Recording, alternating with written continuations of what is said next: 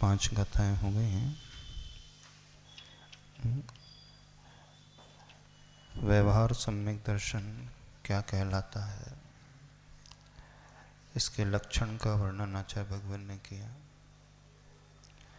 जो हिंसा रहित धर्म में श्रद्धा करता है, यानी अहिंसा धर्म में ही श्रद्धा जिसकी होती है। दुनिया में बहुत सारे धर्म हैं, लेकिन वहाँ अहिंसा को इतनी मान्यता नहीं है। वे सभी धर्म सिर्फ मानव जाति की अहिंसा तक ही सीमित हैं। पशुओं की हिंसा को वो हिंसा मानते ही नहीं हैं। वे तो ये कहते हैं पशु पक्षियों का निर्माण हमारे भोजन के लिए हुआ होता है। उनकी धारणा है पशु गति में, तिर्यंच गति में जन्म लेने वाले जीव हमेशा तिर्यंची बनते रहते हैं। धर्म के नाम पर बलि भी चढ़ा दे तो वो हिंसा नहीं मानते हैं। इंद्रिय के स्वाद के लिए, अपनी भूख को शांत करने के लिए यदि किसी पशु को मार करके खा लिया जाए तो ज़्यादा उसमें कोई पाप नहीं होता है। कुछ धर्म अहिंसा की बात करते हैं, लेकिन वे ये कहते हैं हम अपने लिए तो नहीं मारेंगे, पर यदि मरा हुआ पशु मिल जाएगा तो उसके मांस का हम सेवन कर सकते हैं, उसमें कोई बाधा नहीं है। तो हिंसा को ज़्यादा वो बड़ा पाप मानते ही नहीं। और जहाँ अहिंसा की भी बात होती है, बड़ी स्थूल अहिंसा की बात होती है। सूक्ष्मतम है अहिंसा की यदि बात किसी धर्म में बताई है तो एकमात्र जैन धर्म में ही बताई है। अहिंसा ही सबसे बड़ा धर्म है और इसके अलावा दुनिया में कोई धर्म होता ही नहीं। यहाँ जो 5वीं गाथा में कहा है, हिंसा रही धम्मे में सद्दहनम, श्रद्धान करने का नाम सम्यक तो है। तो हिंसा रहित धर्म यानी अहिंसक धर्म में, तो अहिंसा क्या कहलाती है? अहिंसा वो कहलाती है जो हम अपने लिए चाहते हैं वही हम दूसरे को देने का प्रयास करें, और जो हम अपने लिए नहीं चाहते हैं वो दूसरों को न तो वचनों से कहें, न शरीर से करें, उसके साथ न ही मन से उसके बारे में बुरा सोचें। तो आत्मनः प्रतिकूलानि परेशान न समाचरेत, उसका नाम ही धर्म है और वही अहिंसा। यानी जो स्वयं के लिए प्रतिकूल है, जिस धर्म में दूसरों के साथ वैसा व्यवहार नहीं किया जाता है, तो वही सही धर्म है। तो इस दुनिया में जितने भी धर्म हैं वो अपने सुख की तो बात करते हैं, लेकिन अन्य प्राणियों के सुख की बात इतनी नहीं करते, और तिर्यंच पशुओं के सुख की बात तो वो करते ही नहीं। तो धर्म ये है। यहाँ जैन धर्म की बात नहीं की जा रही, थोड़ा सा इसे और समझ ले। आप लोगों को ये लगता है यहाँ जैन धर्म की श्रद्धा करना, जैन कोई धर्म नहीं है। धर्म तो अहिंसा ही होती है, और उस अहिंसा का पालन करके जो अपने आप को, अपनी आत्मा को जीत लेता है वह जिन कहलाता है, और उस जिन को जो मानता है वह जैन कहलाता है। तो जैन अपने आप में कोई धर्म नहीं है। धर्म कौन सा है? अहिंसा ही धर्म है, यानी जहाँ जीवों की रक्षा की बात होती है। तो जो पुरुष अथवा जिस शास्त्र में, जिन वेदों में इस अहिंसा का वर्णन होगा तो वे शास्त्र समीचीन शास्त्र माने जाएंगे। और जो इसकी व्याख्या इस प्रकार से जीवों की रक्षा की बात की व्याख्या करेगा, जीवों को बचाने की बात करेगा, तो वही सही मायने में वक्ता माना जाता है। इसके अलावा और कोई सही वक्ता नहीं होता है। उस गाथा में बताया है 18 दोष वज्ये देवे, देव का स्वरूप यानी प्रभु का स्वरूप क्या होता है, कैसा होता है? तो 18 दोषों से वे रहित होते हैं। अब 6वीं नंबर गाथा में 18 दोषों का नाम आ रहा है। जिन तीर्थंकर भगवान की, अरिहंत भगवान के आप पूजा करते हो, दर्शन करते हो, तो उनके भीतर कौन कौन से दोष नहीं होते हैं पता है आप लोगों को? 18 दोषों के नाम मालूम है? बहुत कम लोग होंगे जिन्हें ज्ञात होगा, बाकी किसी को कुछ नहीं पता। और युवा जनरेशन को तो कुछ पता ही नहीं, है ना। भगवान के दर्शन तो रोज करते हैं, तो भगवान की पहचान कैसे होती है? बिना पहचान के कैसे जानोगे कि भगवान है कि नहीं?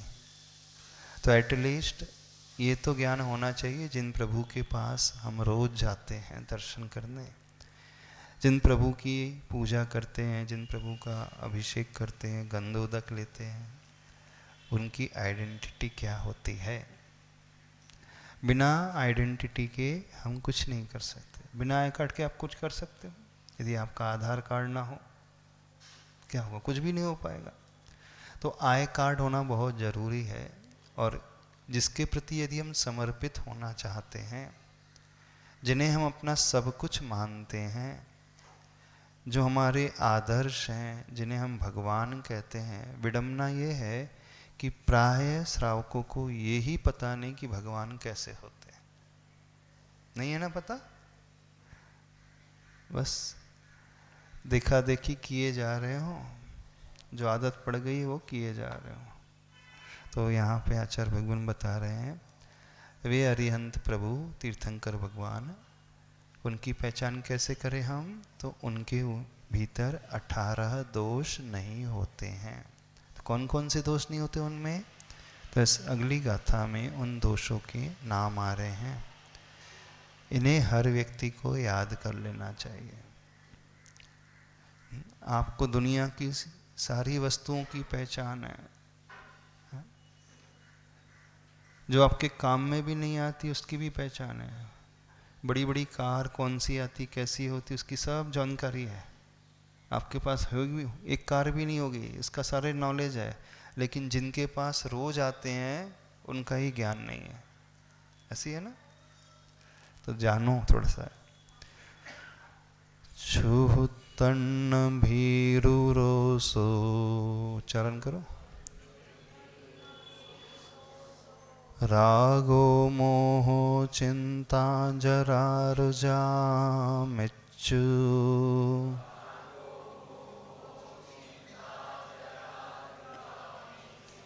सेदम खेदम दोरई। पुस्तक ले लो। विम्मिह निद्दा जनो वेगो। पूरी गाथा का उच्चारण कर लें, प्राकृत में है ये गाथा। छुतन्न भीरुरोसो रागो मोहो चिंता जरा रुजा मिच्छु, सेदम खेदम दोरई विम्मिह निद्दा जनो वेगो।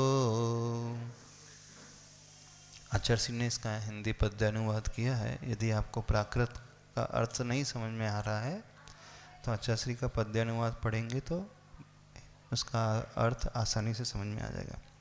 ये स्वेद खेद मद मृत्यु विमोह खारे, उद्वेग नींद भय विस्मय जन्म सारे, और रोग रोष रति राग चरा छुदारे, चिंता तृषादिक सदोष जिनेश टारे।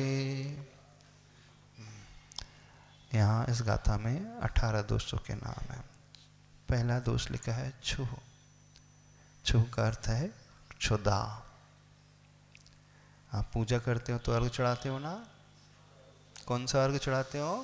क्षुधा रोग विनाशनाय नैवेद्यम निर्वपामीति, ये चढ़ाते हो। तो भगवान को कभी क्षुधा नहीं लगती है, भूख नहीं लगती है। और आप सबको, हम सबको हमेशा भूख लगती है। मनुष्य किसका कीड़ा है? अन्न का कीड़ा है। आपकी सारी जिंदगी किस लिए चल रही है? पापी पेट के लिए चल रही है ना। सारी मेहनत कमाई धमाई किस लिए, नौकरी किस लिए कर रहे हो? पेट के लिए। पेट के लिए का अर्थ है पेट की उस भूख को शांत करने के लिए। तो जब तक शरीर रहेगा तो भूख रहेगी, और भूख रहेगी तो व्यक्ति हमेशा दौड़ता ही रहेगा। भूख को शांत करने के लिए हमेशा परिश्रम करता ही रहेगा। एक अपने पेट की भूख है और दूसरे परिवार में रहने वाले सभी बच्चे आदि हैं, अन्य सदस्य हैं, उनको भी भूख लगती है। तो उनकी भूख की चिंता उसे हमेशा सताते रहती है। इसलिए पूरी जिंदगी वह कमाने में ही निकाल देता है। इसलिए निकालते हो, पेट की भूख को शांत करने के लिए कमाते हो। एक पेट की भूख है, उससे बड़ी भूख है मन की भूख है। पेट की भूख तो थोड़े में शांत हो जाती है। कितने पैकेज में हो जाएगी पेट की भूख शांत? कितनी कमाई में हो जाएगी महीने में? 50,000 में हो जाएगी। और मन की भूख रोज का 50,000 भी कम पड़ेगा, कम पड़ेगा ना। ये दोषों की बात इसलिए चल रही है, दुनिया में जो भी लोग कहते हैं कि ये भगवान हैं, देव हैं, हमारे प्रभु हैं, उनमें ये दोष विद्यमान रहते हैं। दोष इन्हें इसलिए कहा गया है। अब प्रश्न उठ सकता है, भोजन करना कोई दोष माना जाता है? क्यों, रोटी खाना कोई दोष माना जाता है? बताओ, आप भी भोजन करते हो, तो ये कोई दोष है? कौन सा दोष है? भोजन करना कौन सा दोष है? अभक्ष्य भोजन करना तो दोष आ जाता है, रात्रि भोजन करना तो दोष आ जाता है, लेकिन भोजन करना दोष क्यों कहा? यहां पर दोषों की चर्चा चल रही है। प्रभु के अंदर 18 दोष नहीं होते हैं। अब थोड़ा सा ये सोचने की कोशिश करो, किसी को भूख लगी है और भूख को शांत करने के लिए वो शुद्ध आहार कर रहा है, शुद्ध भोजन कर रहा है, तो दोष कर रहा है? अच्छा, अब मुनि महाराज भी आहार करते तो दोष करते? माइक लो, माइक लो। हाँ, थोड़ा सा समझो। भूख लगना ही दोष है, क्योंकि क्या दोष है उसमें? क्योंकि असाता वेदनीय कर्म का उदय चल रहा है, इसी में दोष लगता है। अभी कर्म का उदय से कौन सा दोष है? असाता, साता में भी असाता अशुभ कर्म का उदय चल रहा है ना। कर्म के उदय का दोष थोड़ी कहलाता। पहले समझो तो सही से, दोष क्यों कहा? भोजन करना दोष क्यों है? कौन हमें बताएगा? शुद्ध भोजन करना, अशुद्ध नहीं। दिन में भोजन करना, अष्टप्रहरी घी खाना, प्रासुक आहार करना, सोले का आहार करना, वो दोष माना जाता है? दोष ही है मुनिवर। क्यों? क्योंकि वो खाने के लिए जो कमाता है वो भाव हिंसा होती है और द्रव्य हिंसा भी होती है। हाँ, देखो थोड़ा सा दोष इसे क्यों कहा? कारण की अपेक्षा। जब तक भूख है व्यक्ति हमेशा भागता रहता है। जो पाप कर रहा है, अब भोजन शांत करने के लिए पैसा चाहिए, व्यापार करेगा, नौकरी करेगा, तो दिन भर कार्य करेगा। अब उस व्यापार में षटकाय के जीवों की हिंसा होगी, उन्हें पीड़ा पहुंचेगी। तो पैसा कमाने के, देखो अन्न को पाने के लिए पहले भूख को शांत करने के लिए अन्न की आवश्यकता, अन्न को पाने के लिए पैसों की आवश्यकता, पैसों को पाने के लिए उसे व्यापार अथवा नौकरी करने की आवश्यकता। व्यापार नौकरी करेगा तो क्या होगा? नियम से बिना जीवों के हिंसा के कोई व्यापार हो नहीं सकता। अब व्यापार करेगा तो वो थोड़ा झूठ भी बोलता है, कोई बोलता है कि नहीं? व्यापारी झूठ भी बोलता है। किराने का व्यापार करेगा, उसमें कई जीव मरेंगे। अन्न का गल्ले का व्यापार करेगा, कोई भी व्यापार करेगा XYZ, बिना हिंसा के कोई व्यापार नहीं, बिना झूठ के व्यापार नहीं, चोरी के व्यापार नहीं, परिग्रह उसको जोड़ना पड़ेगा। तो अब शुरुआत कहाँ से हुई? भूख से। और उस भूख की शांति के लिए उसने क्या किया, हिंसा भी किया, झूठ भी बोला, चोरी भी किया, परिग्रह भी जोड़ लिया, फिर पैसा कमाता है इच्छाओं की पूर्ति के लिए, कुशील का सेवन भी कर लेता है। तो पांचों पापों में वो लगता चला जाता है, पांचों पापों में जुड़ता चला जाता है। तो जीवों का वो घात करते चले जाता है, जीवों का घात कर रहा है यानी जीवों की हिंसा कर रहा है, और हिंसा ही सबसे बड़ा पाप है। तो अपनी भूख शांत करने के लिए कई जीवों को उसे मारना पड़ता है। तो दोष इसलिए वो हो गया। वैसे शुद्ध भोजन करना दोष नहीं है। जैसे मुनिराज आहार करते हैं, प्रासुक आहार करते हैं, वो कोई दोष नहीं है। दोष क्यों? यदि उस आहार की प्राप्ति के लिए सारे प्रयत्न जो किए जा रहे हैं वो अल्टीमेटली हिंसा तक ही पहुंचेंगे, इसलिए क्षुधा को दोष कहा है। जब आप अर्घ चढ़ाते हो तो क्या बोलते हो? क्षुधा रोग विनाशना है।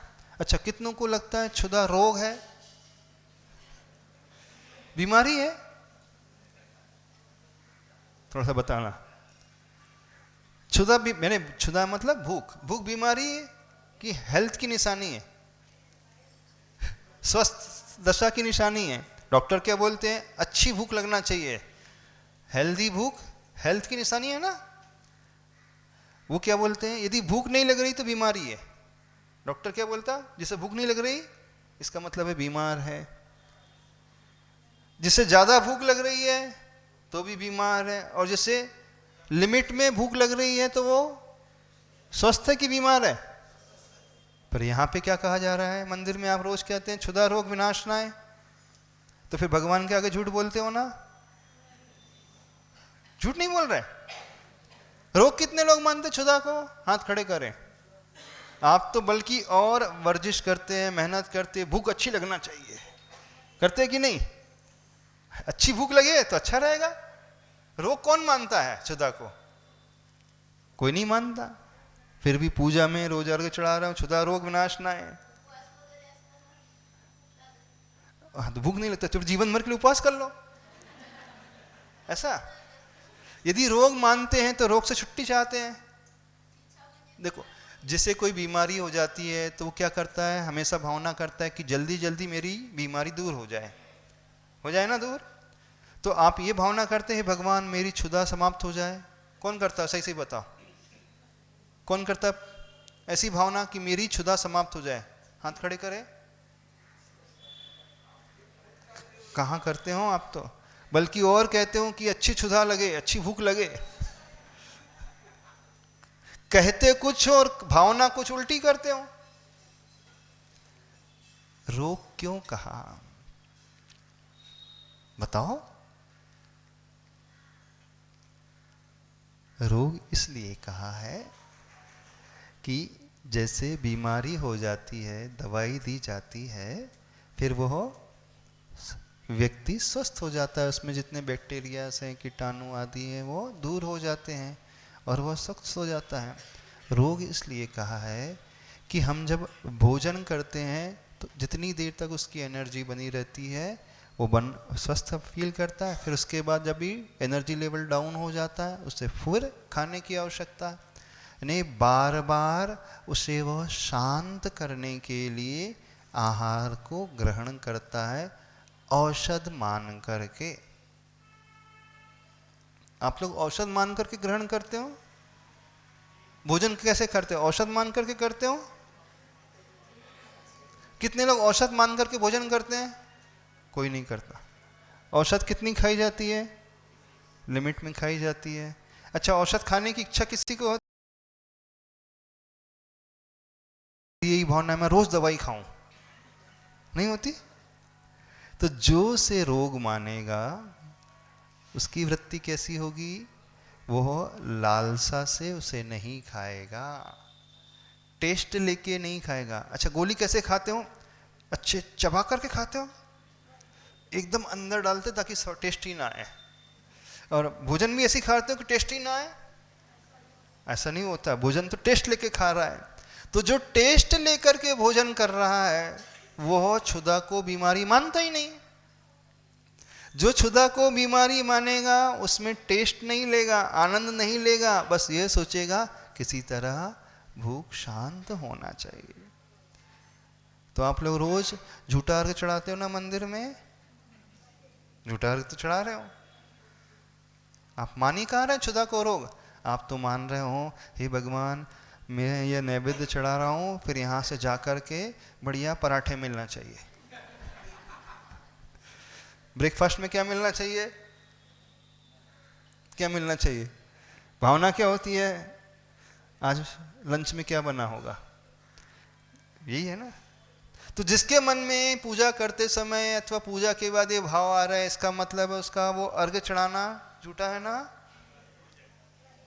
झूठा तो है। देखो कैसी भावना करना, ऐसी भावना करना भगवान अनंत काल से शरीर को खिलाते आया हूं, फिर भी मेरी भूख शांत नहीं हुई। अब मैं ऐसा बनना चाहता हूं कि इसे खिलाने की ही आवश्यकता ना पड़े। तो जो इस भाव से पूजा करेगा, अर्घ चढ़ाएगा, उससे फलेगी। फिर ऐसा सोचने वाला व्यक्ति कभी भी अभक्ष का भक्षण नहीं करेगा, ऐसा सोचने वाला रात्रि में भक्षण नहीं करेगा, ऐसा सोचने वाला कभी उसमें रस लेकर के आनंद में डूब करके ग्रहण नहीं करेगा। तो जैसे दवाई आप मजबूरी में खाते हो, मजबूरी में खाते हो ना, दवाई खानी पड़ती है, और भोजन बोलो, तो जो ये धारणा बनाएगा भोजन करना पड़ता है, तो साधु लोग जो हैं उन्हें आहार करना पड़ता है, और आप श्रावक आहार करते हैं। कितना अंतर, जहां व्यक्ति करता है वहां उसे आनंद आता है, वहां का राग पैदा होता है, द्वेष पैदा होता है, पाप शुरू होते हैं राग द्वेष से। और जहां करना पड़ता है वहां आनंद नहीं आएगा, वो तो मजबूरी में किसी तरह गड्ढा भरना है। तो जो क्षुधा को रोग मानेगा, जो क्षुधा को दोष मानेगा, वो ही व्यक्ति जो है अभक्ष से अपने आप को बचा पाएगा, इंद्री के रसना इंद्री के विषय से अपने आप को बचा पाएगा, रात्रि आदि भोजन से अपने आप को बचा पाएगा। वही व्यक्ति जो है जीवों की करुणा को पाल पाएगा, उनकी हिंसा नहीं करेगा। तो सारे पाप की यात्रा क्षुधा से प्रारंभ होती है, इसलिए क्षुधा को रोग कहा है। तो जो तीर्थंकर भगवान होते हैं अथवा रिहंत परमेष्टि होते हैं, उन्हें क्या नहीं होती है, भूख नहीं सताती। इन्हें क्षुधा रूपी रोग के ऊपर उन्होंने विजय प्राप्त कर ली, और दुनिया में जितने भी भगवान हैं वे खाते पीते रहते हैं। हाँ, माइक से समझो, थोड़ा सा विषय समझने की कोशिश करो। जब तक ये विषय नहीं समझ में आएगा, ये आपकी पूजा, आपका दर्शन और आपका पढ़ना भी कोई सार्थक सिद्ध नहीं होगा। नहीं, जब भी साधु को कहते हैं आहार करने का, हाँ। प्रवचन करने का, शास्त्र लिखने का, ये जो भाव होता है, हाँ। ये शुभ भाव हो गया। हाँ। शुभ भाव में क्रिया चल रही है तो उनका गुणस्थान छठवें गुणस्थान में आ जाते हैं। ठीक है। तो फिर क्षुधा भूख लगना, ये तो असाता कर्म के उदय में ही भूख लगती है ना। हाँ, तो लग रही है ना, तो निषेध कौन कर रहा। तो फिर असाता वेदने का कर्म क्या अच्छा है क्या बुरा है? बुरा है। फिर रोग ही कहेंगे ना। तो वो तो कारण है वेदनी कर्म। क्षुधा रोग इस अपेक्षा से यहाँ पे कहा है। हाँ। क्योंकि दोष इस अपेक्षा से कहा क्योंकि ये कारण होता है। दुनिया में जितने भी पाप होते हैं इसी के कारण होते हैं, इसलिए इन्हें रोग कहा, दोष कहा है। पर लोक व्यवहार में क्षुधा को रोग नहीं मानते, दोष नहीं मानते। शरीर विज्ञान के अनुसार अच्छी क्षुधा अच्छे स्वास्थ्य की निशानी है।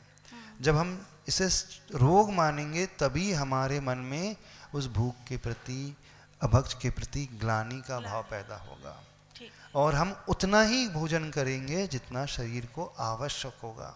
अति मात्रा में भोजन नहीं करेंगे, यद्वा तद्वा हम भोजन नहीं करेंगे, उतना ही करेंगे जिससे शरीर की आवश्यकता पूर्ण होती है।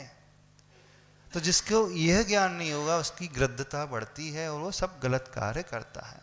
तो समझो पहले क्षुधा को रोग क्यों कहा। हाँ, और जब आप भगवान के अर्घ चढ़ाओ, क्षुधा रोग विनाशनाय नैवेद्यम निर्वपामीति स्वाहा, तो क्या भावना करोगे? ये भगवान मेरी क्षुधा जल्दी से जल्दी छूट जाए। जब तक वो नहीं छूट रही, कम से कम मेरा अभक्ष भक्षण छूट जाए। ये भावना करना चाहिए कि नहीं? तो कितनों का अभक्ष का त्याग है? नॉनवेज का अभक्ष मीन्स नॉनवेज त्याग है? नहीं है। एक डायरेक्ट नॉनवेज का त्याग है कि इनडायरेक्ट नॉनवेज का त्याग? इनडायरेक्ट का भी त्याग है।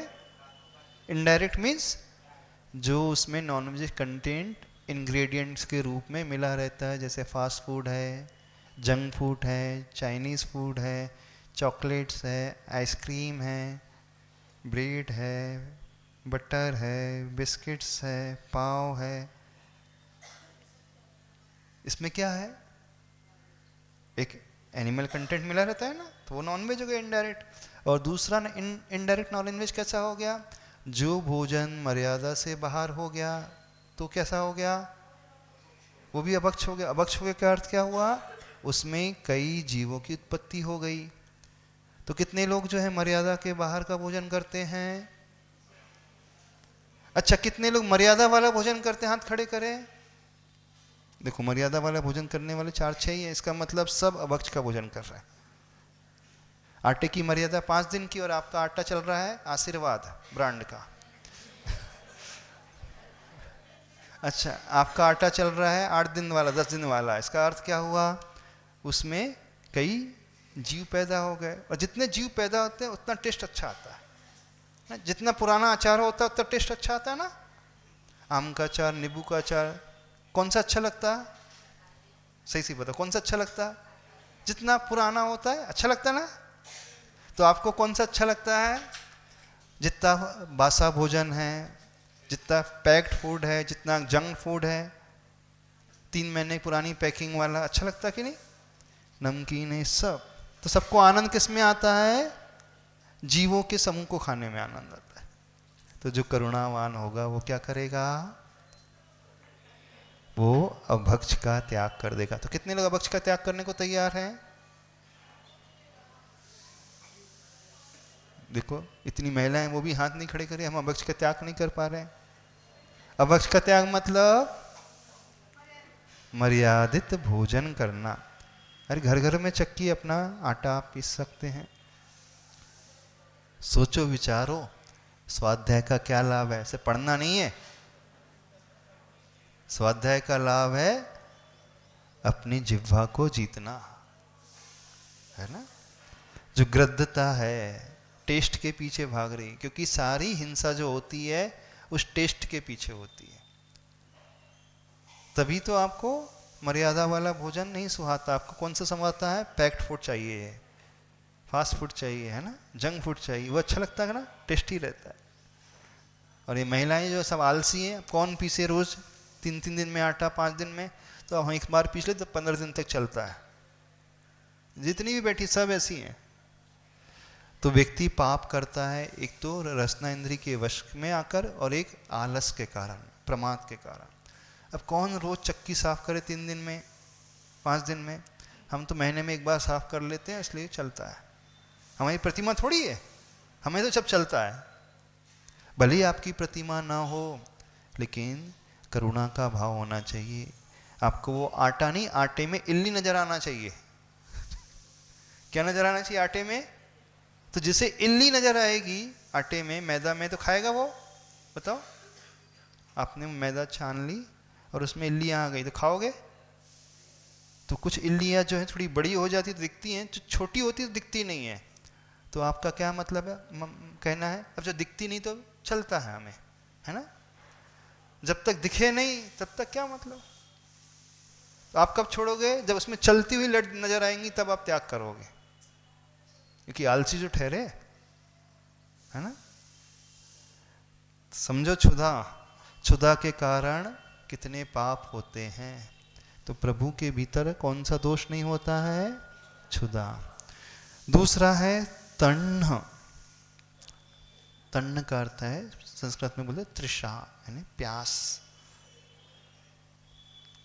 प्यास भी दोष है। क्यों? प्यास की शांति के लिए सारे पुरुषार्थ करता है। यानी उसका जीना क्या है, क्यों है? भोजन पानी के लिए ही जीना। तीसरा दोष है भीरू। भीरू का अर्थ क्या होता है? भय, डर। अब इसे दोष क्यों कहा भय को? सोचो, दोष क्यों कहा भय को? बता सकते हो? भाई हमें डर लग रहा है तो इसमें हमारा क्या दोष है? एकदम रात्रि में डर लग जाता है, सांप आ जाए तो डर लगता है, बिच्छू निकले दिख जाए तो डर लगता है। तो भय से दोष क्यों हो जाता है?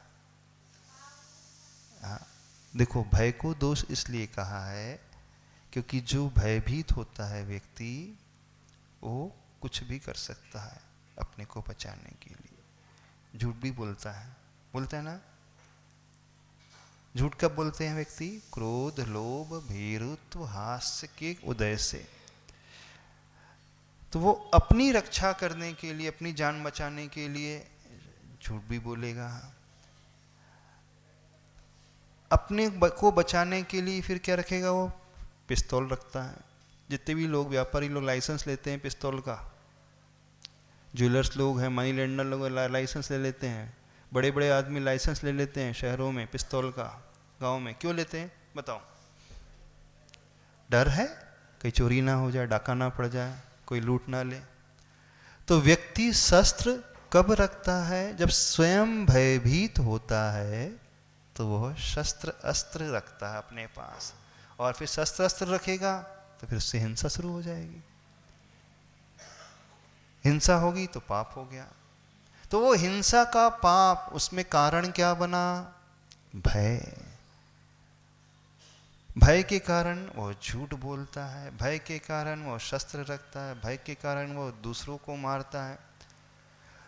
तो जो व्यक्ति जितना दूसरों को दबाना चाहता है, अपने कंट्रोल में रखना चाहता है, अंडर में रखना चाहता है, अपनी हुकूमत चलाना चाहता है, इसका अर्थ है वो सबसे बड़ा भयभीत व्यक्ति होता है।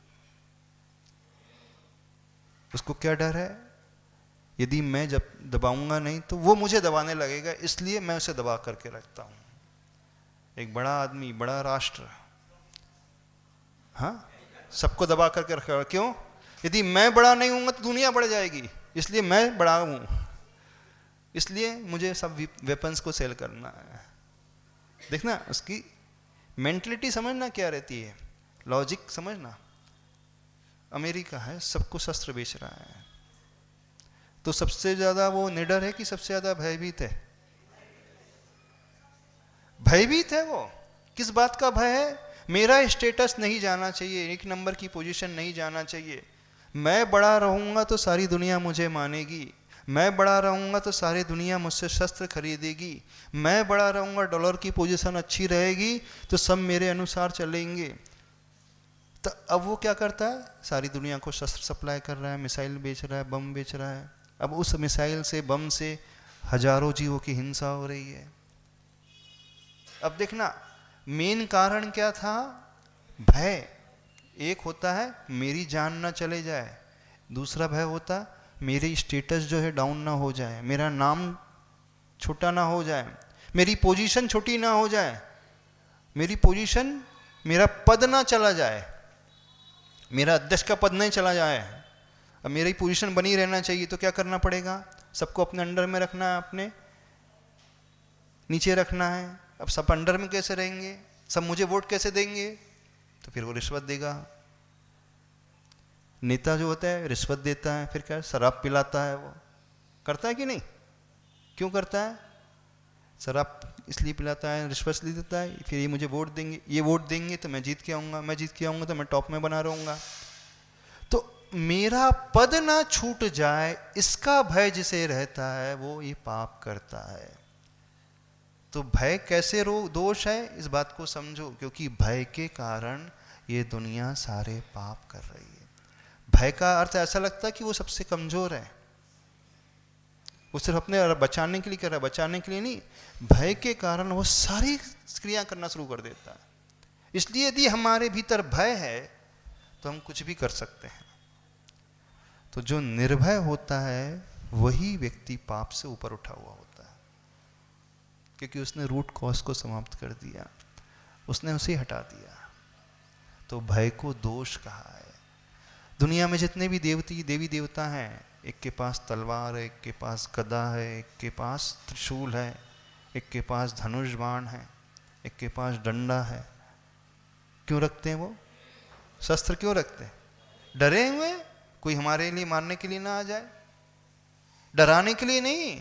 तो जो डरता है वो शस्त्र रखता है।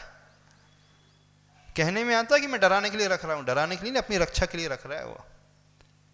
तो जिसके पास स्वयं शस्त्र अस्त्र हैं वो अपने आप में भयभीत है। तो जो स्वयं डरा हुआ वो हमारी क्या रक्षा करेगा? वो भगवान हमारी रक्षा कर सकता है? बताओ। जो स्वयं डरा हुआ है, रक्षा कौन कर सकता है? जो स्वयं निडर होता है, निर्भय होता है, वो रक्षा कर सकता है। तो जिसके पास कुछ नहीं है, यानी उसे कोई डर ही नहीं। डर है? साधु के पास कुछ नहीं होता है, वीतरागी प्रभु के पास कुछ नहीं होता है, तो उन्हें कोई भय नहीं। अब भय किसे लगता है? अब थोड़ा और इस बात को समझे। भय किसे लगता है बताओ? डर किसे लगता है? जिसके पास पैसा होता है, जिसके पास परिग्रह होता है, उसे डर लगता है। अच्छा, नंगा कभी डरता है? जब भिखारी, उसे डर लगेगा? चोरी का डर लगेगा भिखारी को? नहीं लगेगा उसे चोरी का, उसके पास कुछ है ही नहीं, कौन चोरी करने आएगा? जिसके पास झोपड़ी भी नहीं है, फुटपाथ पे रहता है, उसको डर लगता है? डर का आपको लगता है कि नहीं? जीएसटी की रेड ना पड़ जाए, लगता है? डर लगता है कि नहीं? चोरी ना हो जाए। तो डर उसे ही लगता है जिसके पास परिग्रह होता है। अब परिग्रह किसके पास होता है? जिसके पास मूर्छा होती है, आसक्ति होती है।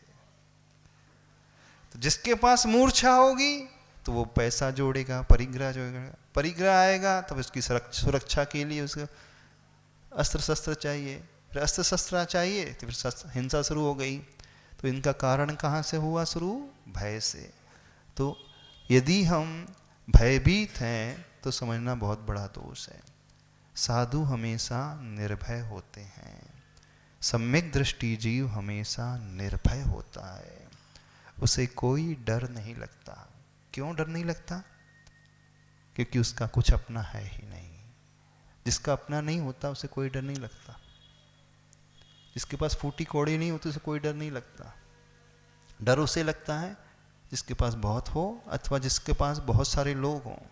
मेरे परिवार को कुछ ना हो जाए, बच्चे को कुछ ना हो जाए। बेटा है, यात्रा करने गया हवाई जहाज में, डर लगता ना एक्सीडेंट ना हो जाए, लगता है ना? तो भय कहाँ पैदा होता है? जहाँ मूर्छा होती है, अटैचमेंट होता है, आसक्ति होती है। तो जहाँ आसक्ति रहेगी वहीं भय होगा, जहाँ भय होगा वहीं पे अस्त्र शस्त्र होंगे, वहीं पे फिर पाप होंगे। तो सारी यात्रा कहाँ से शुरू हुई? भय से। इसलिए भय को बहुत बड़ा दोष माना है। तो जिन भगवान के पास आप जाते हो देख लेना, उन्हें डर तो नहीं लग रहा कोई? दुनिया वाले कहते हैं हमारे भगवान सबसे बड़े हैं, निडर हैं, सबकी रक्षा करने वाले हैं। अरे जो अस्त्र शस्त्र लेकर के खड़ा है वो कैसे सबसे निडर है? वो तो सबसे कमजोर है। जैसे साधु होते हैं जिनके पास कुछ नहीं है, उन्हें कोई डर नहीं, इस कारण कहीं भी रुक जाएंगे, जंगल में रुक जाते हैं। यहाँ तक कि जंगल में इसलिए रुक जाते हैं, सिंह भी आके खा ले तो उन्हें शरीर से भी मूर्छा नहीं, शरीर से भी आसक्ति नहीं, तो उसके शरीर की रक्षा की भी चिंता नहीं, इसलिए जंगल में रुक जाते हैं। तो आप रुक सकते हो जंगल में? नहीं रुक सकते। आपको डर लगे कहीं सांप ना आ जाए, सिंह ना आ जाए, है ना? डर लगता है कि नहीं? वो डस लेगा तो हमारा मरण ना हो जाए। तो आपको किससे डर है? शरीर सर्प से डर नहीं है, शरीर के प्रति मूर्छा है, आसक्ति है, इसलिए जंगल में नहीं रहता है व्यक्ति। गृहस्थ जंगल में क्यों नहीं रहता है? उसे परिवार से आसक्ति है, अपने शरीर से आसक्ति। तो जिसका परिवार ही नहीं है उसको आसक्ति ही नहीं, जिसका शरीर से आसक्ति नहीं तो जंगल में रहे, पर्वत में रहे, नदी के किनारे रहे, कहीं भी रहे, उसे कोई फर्क नहीं पड़ता। तो जो निर्भय होता है उसे किसी की कोई चिंता नहीं, कौन आ रहा है कौन नहीं आ रहा है, कौन क्या कर रहा है, कौन हंस रहा है कौन बोल रहा है, उसे कोई लेना देना ही नहीं। समझ में आ रहा है? तो भय को दोष क्यों कहा? 18 दोषों की विवेचना सुन लो।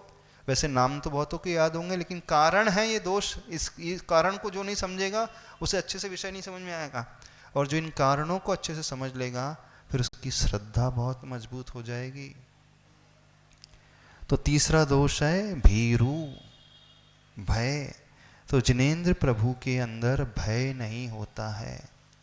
तो जो जितना डरता है, अच्छा महिलाओं को डर लगता है ना, पुरुषों से ज्यादा डर लगता है महिलाओं को, लगता है ना?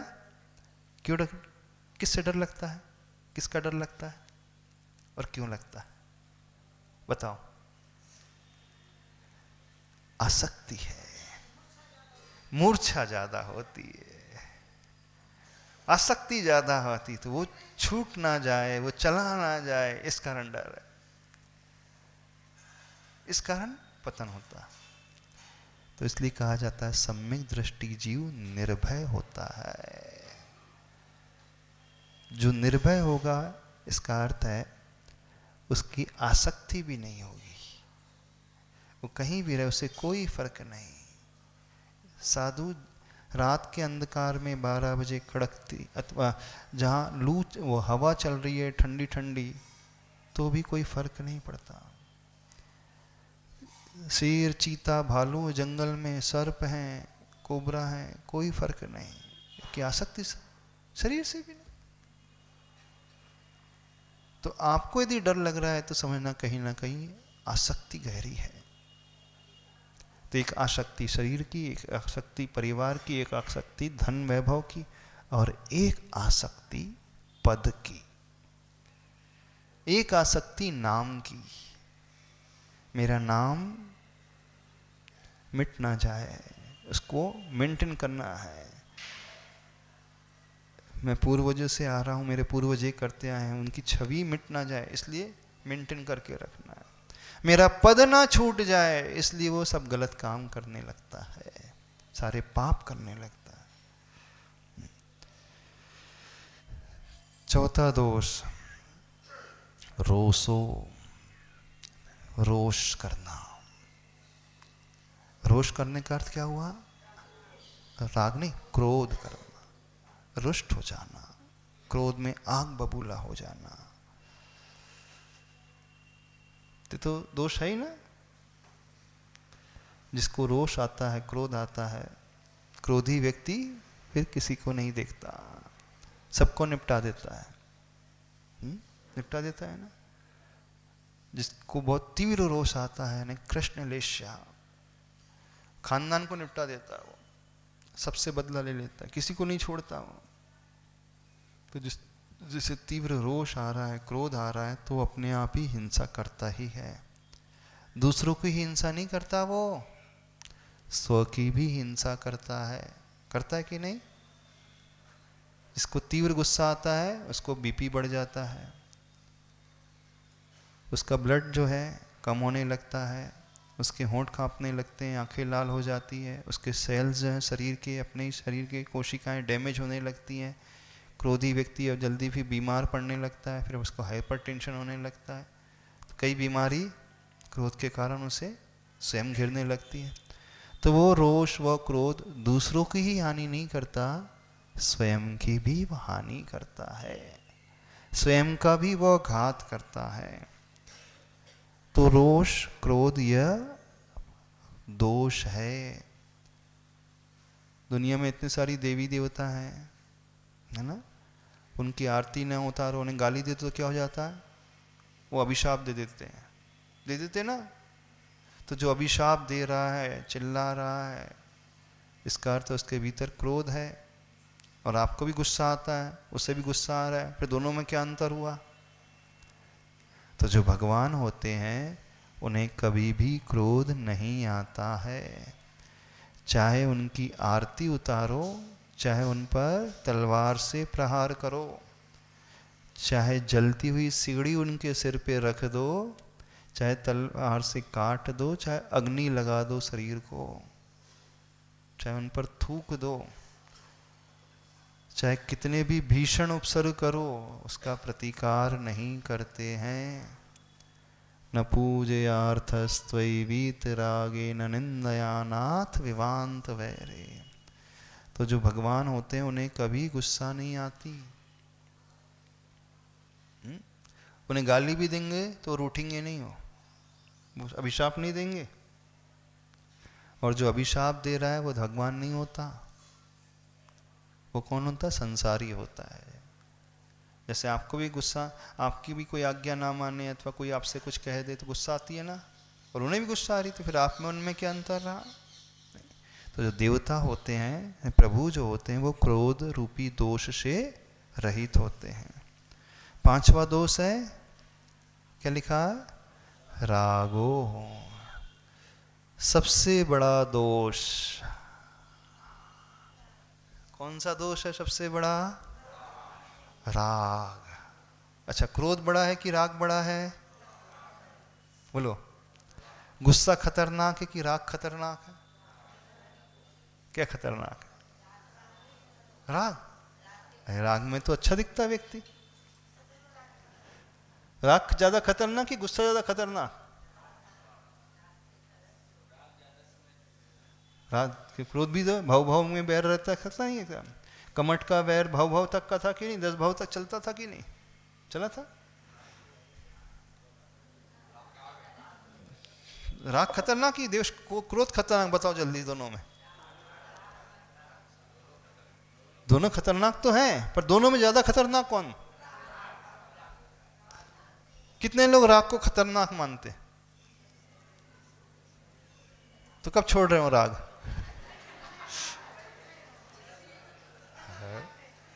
जिसे हम खतरनाक मानते हैं तो उसे हम छोड़ते हैं कि नहीं तुरंत? अच्छा, सांप को कितने लोग खतरनाक मानते हैं? खतरनाक। कितने लोग सांप को पालते हैं अपने घर की तिजोरी में? सांप को रखते हैं तिजोरी में, क्यों नहीं रखते? खतरनाक है ना। तो जिससे खतरा बनता है, खतरा रहता है, उसे हम तुरंत त्यागते हैं कि नहीं? कि रखते हैं अच्छे से? तो राग खतरनाक है आपने कहा, तो फिर त्याग क्यों नहीं रहे? शब्दों से कहना अलग है, खतरनाक है, लेकिन अंदर से मानना अलग है। जिससे वो अपना रहा है, इसका अर्थ है वो खतरनाक नहीं मान रहा। तो आप सब झूठ बोल रहे थे। राग खतरनाक कह रहे थे और राग करते चले जा रहे हो, तो आप राग को अच्छा मानते हो। मानते हो कि नहीं? तभी तो कर रहे हो। हम वही कार्य करते हैं जो हमें अच्छा लगता है। जो हमें अच्छा नहीं लगता उस कार्य को हम बिल्कुल नहीं करते। तो क्या क्या आप नहीं करते? चलो बताओ। हाँ, क्या क्या नहीं करते आप? सब करते। क्रोध भी करते, तो क्रोध भी अच्छा लगता है आपको? क्रोध भी करते ना, तो क्रोध भी अच्छा लगता है, इसका मतलब है। मायाचारी अच्छी लगती तभी तो कर रहे हैं। लोभ करते हैं ना। अच्छा, राग करते हैं कि राग हो जाता है? बोलिए क्या है? राग हो जाता है कि करते हो? सही सही बताओ। समझ नहीं पा रहे? बोलते ना प्रेम किया नहीं जाता, प्रेम हो जाता है। ऐसा ऐसा है? राग किया नहीं जाता, राग हो जाता है। अच्छा, अपने बच्चे से आपने राग किया कि आपको बच्चे से राग हो गया? पति से राग किया कि पति से राग हो गया? जब हो रहा है इसका मतलब वो और ज्यादा खतरनाक, क्योंकि उसमें कंट्रोल ही नहीं है। उसमें तो पकड़ ही नहीं पा रहा है व्यक्ति। हो रहा है इसका अर्थ है वो अबुद्धि पूर्वक। जब होने का अर्थ क्या है? उसमें व्यक्ति का कंट्रोल नहीं है, उसको कुछ पता ही नहीं चलता, अपने आप हो रहा है। जैसे आप श्वास लेते हो कि श्वास अपने आप हो रही है? बताना। ब्रीदिंग जो चल रही है, श्वसन क्रिया चल रही है, श्वास लेते हो कि श्वास चलती अपने आप ही ले रहे हो रहा है? आपका हृदय धड़कता कि धड़काते हो? बोले नहीं, अपने आप धड़कता है। आंखों की पलक अपने आप झपकती है, झपकती है कि झपकाते हो? झपकती है। हृदय अपने आप धड़कता है, नसें अपने आप फड़कती हैं, श्वास व्यक्ति अपने आप ही लेता है। तो बहुत सारी क्रियाएं जो अपने आप हो रही हैं वो अबुद्धिपूर्वक कैटेगरी में आ जाती हैं, उसमें अपना कंट्रोल नहीं। वो और खतरनाक है क्योंकि इसकी ओर ध्यान ही नहीं जाता। अच्छा, क्रोध किया जाता है कि क्रोध हो जाता है, आ जाता है? बोलो, गुस्सा आता है कि गुस्सा करते हो? रितेश, आता है कि करते हो? कहाँ करते हैं? जो जो अपन कर रहे हैं उसे हम आसानी से कंट्रोल कर सकते हैं, और जो जो हो जाता है उसको कंट्रोल करना बड़ा खतरनाक, बड़ी डिफिकल्ट है। कई लोग बोलते हैं ना, महाराज क्या करें, गुस्सा उस समय आ ही जाता है। प्रवचन तो सुनते तो बहुत अच्छा लगता है, अब लगता है कि गुस्सा नहीं करेंगे, लेकिन उस समय जब निमित्त मिलता है तो ध्यान ही नहीं रहता कब गुस्सा कब आ गया। तो गुस्सा भी आपको आ जाता है, आ जाता है, राग भी हो जाता है। तो जो जो कषाय हो रही हैं, इसका मतलब वो सब कॉन्शियस माइंड में गहरी बैठ गई है, अवचेतन मन में गहरी बैठ गई है। अब उनसे दूर होना बहुत कठिन है। हमें क्या करना होगा होने से करने में आने के लिए? बताओ। अब मैं गुस्सा मुझे आएगा नहीं, मैं गुस्सा करूंगा, वो थोड़ा इजी है। क्या करना होगा? मैं, राग की बात है, राग मुझसे होगा नहीं, मैं राग करूंगा। क्या पुरुषार्थ करना होगा कि होने से करने की रेंज में आने के लिए? एकमात्र उपाय है अलर्टनेस, अवेयरनेस, जागृति। जहां जागृति आती है फिर हमारा कंट्रोल हमारे ऊपर रहता है, फिर हम बहाव में नहीं बहेंगे। जहां जागृति रहेगी हमें पता रहेगा कि हमें क्या करना है और क्या नहीं करना है। इसे कहा जाता है अप्रमत्त दशा, इसे कहा जाता है सावधानी, इसे कहा जाता है यत्न पूर्वक क्रिया करना, इसे कहा जाता है जागृत होकर के करना। तो जो व्यक्ति जितना जागरूक रहता है उससे राग होगा भी नहीं, उससे गुस्सा आएगा भी नहीं, उसे पता रहेगा कि मुझे कब कौन सा कदम उठाना है। तो राग को तोड़ने का उपाय, गुस्से को तोड़ने का एकमात्र उपाय है जागृति। समय अभी हो गया है, इतना ही रखते हैं। इन 18 दोषों को समझो। बड़े साइंटिफिक तरीके से आचार्य भगवान ने लिखा है, हमारे आचार्य भगवान ने बहुत वैज्ञानिक तरीके से लिखा है। इसके पीछे छिपे हुए विज्ञान और मनोविज्ञान को समझो। हाँ, क्या पूछना है?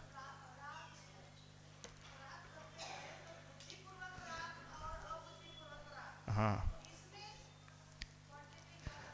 कौन सा खतरनाक है? अबुद्धिपूर्वक ज्यादा खतरनाक है